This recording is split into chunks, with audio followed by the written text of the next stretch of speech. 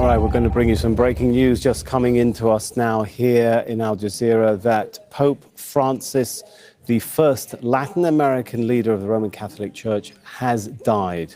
Just to repeat that, an announcement being made by the Vatican in a video statement saying Pope Francis, who we know has been suffering health challenges, has now passed away. It ends an often turbulent reign that has reigned in the Vatican as he sought to overhaul the institution. Now, we do know that the Pope had appeared briefly to give traditional Easter blessing on Sunday.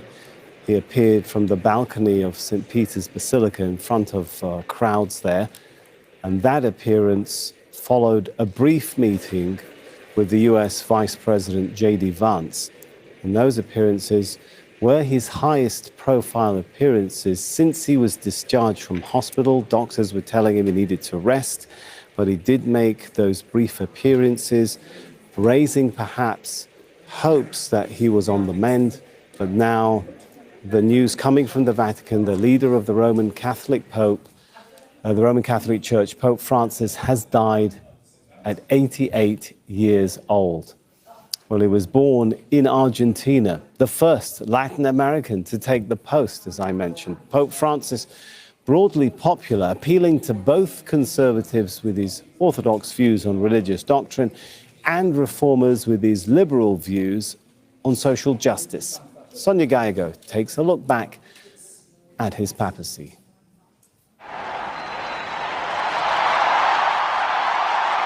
As soon as he stepped out onto the balcony of St. Peter's Basilica, Pope Francis made history.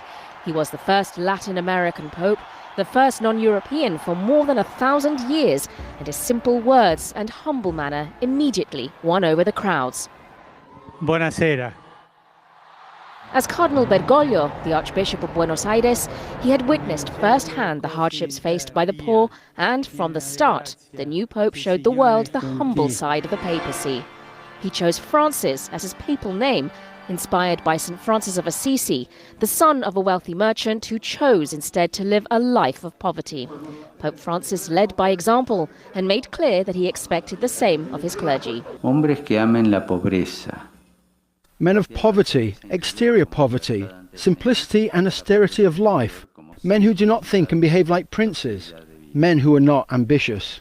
I think he was a pope of the developing world. He was a pope of the poor. He was a pope who spoke to and from the margins of society, and who was very conscious of the gaps which exist in society and the way that people erect barriers between themselves. And I think he, more than any pope I can think of in modern times, was able to speak over those barriers.